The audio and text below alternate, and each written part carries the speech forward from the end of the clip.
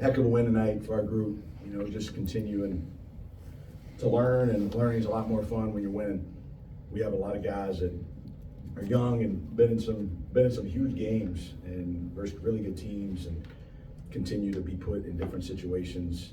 Tonight we played 8 guys, 4 of them are freshmen, and they just continue to battle. Not perfect, a lot of things to continue to get better at, but I thought it was a classic find a way Furman group tonight in terms of just not pretty, didn't do a great job on the defensive backboard at all. Let Booth, Booth's a tremendous player. I mean, he's as good at a shooter as this league's seen in a long time. I thought we let him get away from us a little bit too much there in the second half. Have to see it on film how close it was. I mean, he can make him guarded, contested, turning, torquing, you name it. And I thought Faulkner just played with tremendous intensity tonight for them, just sealing and rebounding. But our group did an unbelievable job managing foul trouble with our leading scorer, being out of the game the last 4 minutes, feeling like the momentum was a little bit slipping at that juncture of the game. And I thought Ed Bronson just did an unbelievable job late in the game. And I thought his play on 2 feet on the left side clear out was incredible. He made 2 huge free throws. You know, I think it was a 2-point game to put us up 4. He had an unbelievable pivot to find House for the 3 to put us up 9. And he had multiple defensive plays there where I thought he just did an incredible job making them take tough twos. And, you know, just proud of him. I mean, it hadn't, in totality, I think Ed's expectation was the season would be a little bit more fruitful than it's been to this point. But he's had a great attitude through it, and he's continued to battle through it. And he was ready tonight. You know, he was ready tonight to go out there in a critical moment in the winning time, in the last 4 minutes of the game, and make some tremendous plays for us. So, you know, it's great to see House continue to play with major confidence. You know, he hit 2s tonight, which I thought was key. Was a multi-layered score at the rim, hit the pull-up off the way right there, and hit 2 huge 3s, especially his last one. Thought Chuck battled, 16 rebounds. Thought he and Ben were just warriors down there. And then Alex, I mean, just the best thing I love about Alex, you know, he goes for 20, but he does it on 9 shots. And I think that's where the last 2 games, he's just playing much more efficient. You know, you look at the 2 games before that, he wasn't as efficient. But tonight, I thought there in the second half, I mean, he started to put on a show. And unfortunately, you know, I love Houston, that ref. I love that whole crew tonight. But unfortunately, they made that call to put on a game. And, you know, it's one of those things where he was in his rhythm, and he was in his gifts, as we like to say. And it was just to be a national televised game and to see that, you hate to see that kid have to go sit there the last 4 minutes. But it's another huge opportunity for our team to have to go out there and finish the game in those circumstances. And that's what I'm most proud of tonight. We shot 58% from the floor. Thought we were incredibly efficient with our shooting when we didn't turn the ball over. I thought we had some inexcusable turnovers there, specifically in the first half. But I thought we played efficient offense, even with them, you know, painting Ben's guy. I think our team's done a great job adjusting to that. I think just some of the screening action that we're putting people in is really spacing the floor and taking advantage of some of that, where, you know, teams are gonna have to start to make decisions if they want to keep doing that or not. But you know, again, 58% from the floor, 33% from 3, analytically fine there, 75% from the free throw line, and did a great job there. We held them to 48% from the floor, which is hard to do to a Lenny A Cup team. And I think if we had rebounded the ball worth a dang, they would have been mid to low 30s if we'd had better first shot, you know, defense and really, you know, not let them get, I think, 17 offensive rebounds, so 16. But look, give our guys credit. They've been through a lot, and they just keep battling. And we're getting close to getting some guys back. And I think just getting these guys these reps that they're getting and the experience they're getting in big time games, and to continue to find ways to do just enough to what we got to do to get wins, I think was huge for us tonight. Coach, I going to try to get into a 19-year-old's brain, which is kind of dangerous. But it seems like the last 10 minutes of Charleston notwithstanding, this team seems to play, it might just be a thing, but cleaner almost on the road than here at home. Is that a factor of like freshmen wanting to do well at home, and you got the new arena? And I just read too much into it because it just seems like I think a little bit of it sounds like a good storyline. I could see where you see that. I'm gonna fight it a little bit. Thought we played well versus Harvard here. Thought we played great in the Queens game here. Queens is first in their league right now. I thought, the Charleston Southern game, we found a way to win that game here. Mercer's really, really good. Won that game here. I think when you have as many freshmen as we have that have just never had the experience, never had the repetitions, dealing with the ups and downs of the game is difficult. And teams are going to go on runs. The 3-point shot, the tempo of the game right now, you see it all over college basketball. When you've been through many of those wars, you punch back, you keep your calm, you keep your composure. And we talked a lot about that after the Citadel game, that just our collective spirit has to be better in those hard moments of the game. You're not going to have a chance to be a great team if you can't handle hard moments of the game. You're not going to be able to avoid them. I don't care if you go win the national championship. I mean, go back and look at the Final Four last year and see all the hard moments of the game. I mean, see the teams that had to crawl back. And I think the semifinals, there was a crazy Final Four game where somebody came all the way back, and then the championship was kind of the same way. You can get to the Final Four, and you're going to have to manage hard in every single game. But then it comes down to how do you respond to that. I think as you get older, you start to understand, okay, let's go win this possession. Let's go get this stop. Let's go get a great shot right here. Whereas when you're a younger team, you press a little bit. I mean, the other team gets some momentum. They start popping around. Their shot starts going in, and you kind of get this, what's going on? And look, the only thing that's going on is you got to stay in the moment. You got to be neutral. You have to have a neutral mindset, and you just got to go win the next possession. And you see that really flip as players get older, that it's not about the last possession. It's not about the last 5 possessions. It's only about this possession. And it's only about this moment, and we've got to have the mental toughness to, regardless of the circumstance, we just got to go win this possession. And I thought tonight, the game's complementary. Both sides get affected. So, we had that spurt where they're scoring, and then we're taking a couple bad shots. We took a quick 3 in transition. We took a turnaround 2 that wasn't even close. We go down there and pivot around again and take a terrible 2 at the rim. And so we're just giving them possessions, and then they're in transition and they're eating into the margin. Whereas when we were building the margin, we're screening people, we're playing on 2 feet, the ball's popping. And so now all of a sudden we're getting great shots and getting the team to understand that we're just gonna go try to get the best shot we can every single possession down the court. I think this team's getting better there. I think the shot selection and the movement and getting into action and not just playing, summer ball out there, when all of a sudden there's 15 on the shot clock. Being mature enough and old enough and experienced to, hey, let's get into something. I think the last 2 games we've done a lot better job of that. Can I build? I'm sorry. And ultimately, you had 18 fewer shots. You only forced 4 turnovers, and you win the game. We were efficient. I mean, Exactly. we shot 58% from the floor. Right. So, efficient offense, there's nothing better. Right. I mean, when you go out there and work, think of some of the shots we were getting.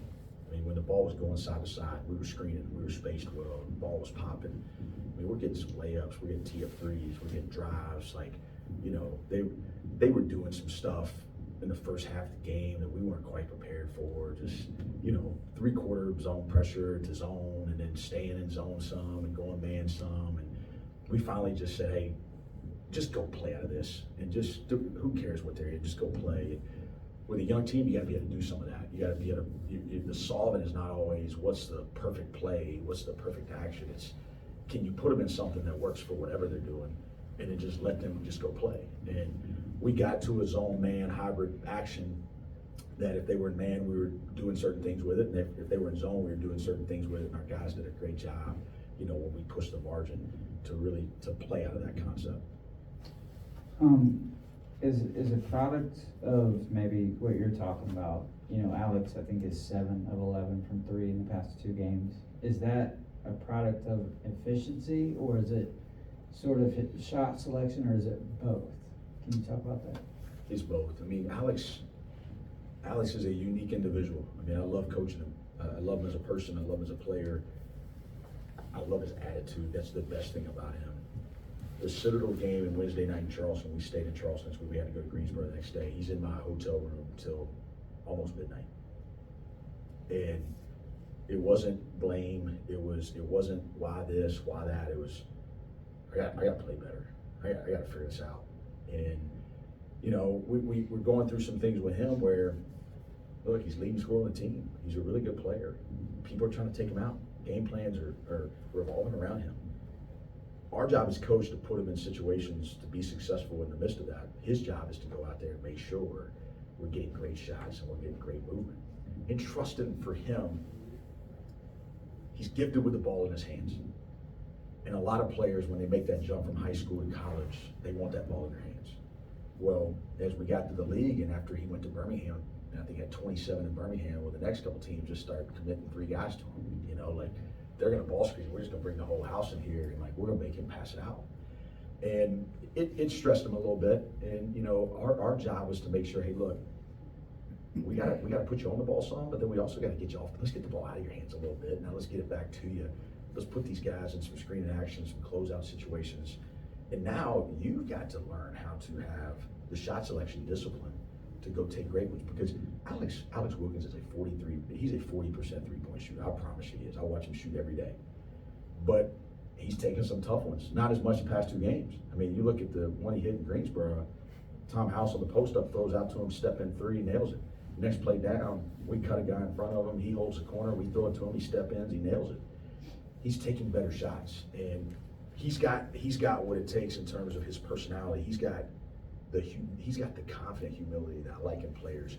The 2 words that you think are a little paradoxical, you know, like somebody that's humble, you think that they think they're really, really good, and really the best ones operate in both. That I'm confident in the gifts that the good Lord gave me, and I'm gonna go utilize those, and I'm gonna go play, and I'm gonna go perform. But I'm humble enough to know that I can always get better. And if you can ride those 2 things simultaneously, that's where the magic happens. If it's always, I gotta get better because I don't think I'm good enough, you're never gonna perform consistently. If it's, hey, I'm really good and I don't have to get better, you're never gonna get better. You're just gonna be the same, and at some point competition's gonna pass you. When you get players that understand, you know what, like, it's time to go perform. Like, I belong out here. Like, I'm gifted. I've worked my whole life for this. The lights, all this stuff here, this is what I live for. But man, when I wake up tomorrow, I gotta get way better. And that's where he operates. And that's why he's been able, if you pop on film from him the first 4 games to now, it's it's a totally different player. If you pop on the film from June when he got here now, and the most exciting thing about him is what can he be in a year, what can he be in 2 years? You know, what's his long-term game gonna be? I mean, he's not even scratched. This is the tip of the iceberg in my opinion, you know, in terms of if he really commits to the body, which he will, getting stronger, commit more defensively to understanding, not just wanting to play defense, but really understanding, anticipating defensively, avoiding fouls, you know, handling some situations where he's not putting himself in foul trouble. But as he learns to pick his spots, you know, be aggressive, but refuse to take bad ones. Man, that's what he's done the past 2 games. I mean, he had 27 in Greensboro, he goes 20 tonight. I bet you he's done it on. I bet he's had 47 points on 20 shots or more or so in these last 2 games. And that's been really fun to watch.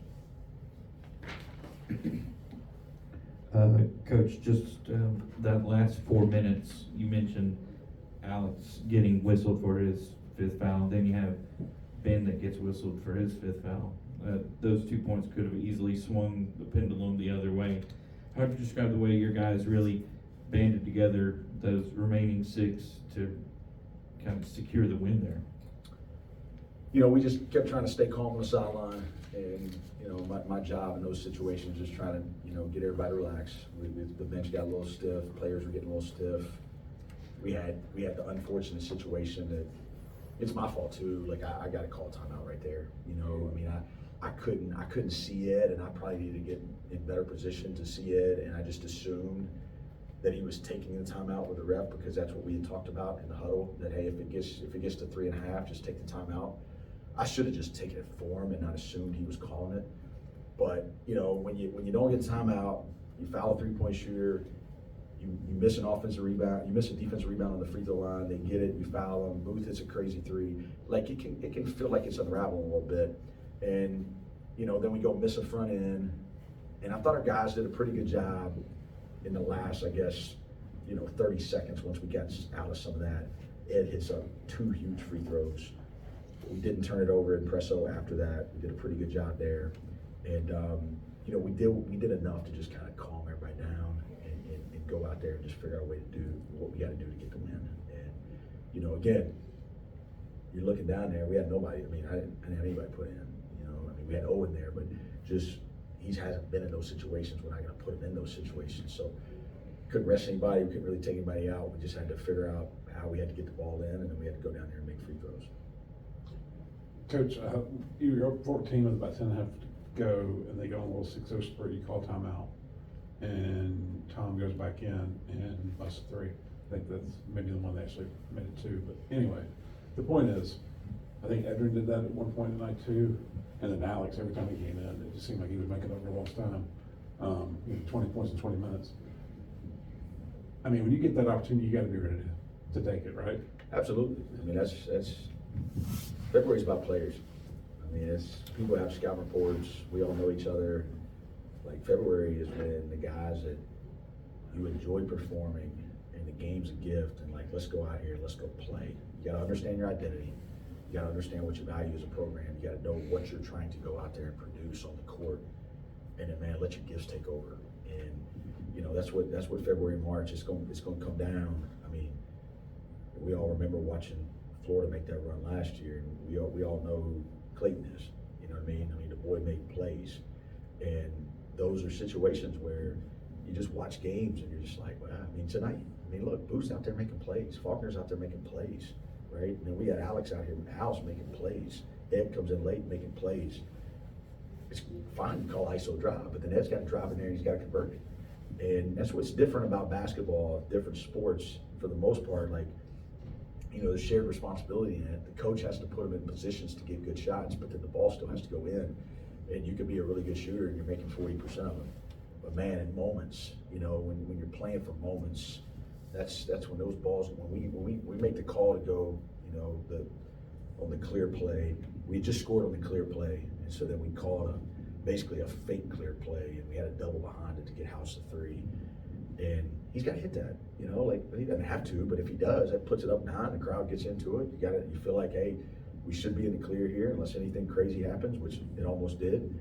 But, you know, that's what's fun. Like, I get joy out of that. I get joy out of seeing Tom House go out the last 2 games and smiling. And Tom's leadership tonight was incredible. I mean, he was talking about spirit. He was talking about the connection that we've got to have, and hey, everybody calm down. I thought he was a tremendous leader tonight. And you look at the stat sheet, you know, he goes for 21, gets 4 rebounds, and doesn't turn the ball over. One of the few guys that didn't turn the ball over, and he's a plus 14. And so I thought he was tremendous tonight. I mean, he's plus 14, a 5-point win. So I guess that means in the 4 minutes he wasn't out there, math guys, right? We were minus 9 in those 4 minutes. So he was pretty critical, you know, for our success tonight, and couldn't be more proud of him because he's had to work through this. And, you know, he's preseason all-league vote for a reason, because he's an all-league type player, and that's what we've seen these last 2 games. He's an all-league player out there, and you know, it's just like somebody just walked up to Chuck out there and said, you know, just start knocking those threes down. And I looked at him, I said, when he starts to believe he's gonna hit them, he's gonna start hitting them. And that's how this game works, right? Tom right now, he believes he's about to go make it happen, and you know, he's having fun out there. The ball's going in for him now, and he's playing hard, he's competing. And this is about the time he came on last year, it's February. And so, you know, it's gonna be fun down the stretch to watch those guys continue to go out there and play. Can you just talk about, well, I kind of have 2 questions, but I always think it's nice to have a player that's aggressive, you know, like Alex. I mean, you wouldn't want somebody that was timid, but, you know, he's fouling a lot, but that's not always a bad thing, if, you know, to have somebody that's offensively aggressive as he is. And then I thought his defense tonight was better. The block at the rim was obviously a nice highlight play, and I don't think the guy for Samford was really expecting him to be there. Can you just talk about really collectively the guards' defense tonight? I thought it was pretty good, and then just having a player like Alex, but him learning more of a controlled aggression. I mean, it's just, Alex is trying every day. I mean, he just, everything he can do to try to find an edge, I promise you he's doing it. And, you know, Coach Wells, he works me out in the morning, you know, kindergarten workout, but something, you I say when you go get over 40, you gotta worry about your strength. So Coach Wells, we sneak in there when nobody's in there, you know, and then I see Lex in there coming in by himself, you know, for extra work. And that's what it takes, you know, like you can't change what it takes what it takes. It takes to be great in this game, it takes a relentless commitment to getting better. It takes a drive to constantly try to find any advantage you possibly can, and to always just buy into a unique process, right? Everybody talks about process, but you gotta have it. Your process has to be unique. Your process has to be different. You can talk about process all day long. If you're doing the process everybody else is doing, you're gonna be what everybody else is, which is average, right? It's just everything regresses to the mean. You can't have the same process. You gotta have a different process. And what he's been able to do for a freshman that's really, really unique, he's got a different process. And, you know, look, the defensive things, the fouling things, those are things that are all gonna come better. It's all gonna get better with time. It's all gonna get better with time. And we're in a position where we can continue, and we'll certainly let him continue to play through those mistakes. And just like I did when Mike Bothwell was young, just like I did when Jalen Slauson was young, and just like I did with, I mean, you name it, you know, I mean, we're gonna let guys play through some mistakes as long as they're competing, as long as they're playing to the values of the program, being great teammates, flying around on defense and moving the ball. But he also, for a freshman, he lets you coach him. In Greensburg game, early in the second half, like he went guarding the way he needs to guard. And I pulled him out of the game. I said, go sit over there for a couple minutes and decide if you wanna go play better defense. And he looked at me and said, yes, sir. He went over there and thought about it. He went back there and he played better defense. And guess what? He made those 2 threes right after that. And learning that the game is complementary, you know, learning that it's not just this side versus that side, but this is all one continuous floor. And the game's gonna honor toughness, and you've gotta have that toughness on both ends of the floor. It's that's where he just continued to grow, but couldn't be more proud of him. I mean, I've put a lot on him. I've asked a lot of him, and I've coached him like an upperclassman, and he's taken it, and I think the reward for it has been his performance. And even as people are putting the whole scouting report on, I mean, the last 2 games, he's going for 27 and 20. And just, you know, the turnovers tonight, look, we'll watch him. We'll watch him and we'll get better from him. And the fouls, we'll watch him and we'll get better from him. And we'll figure out a way to play a little better on Sunday.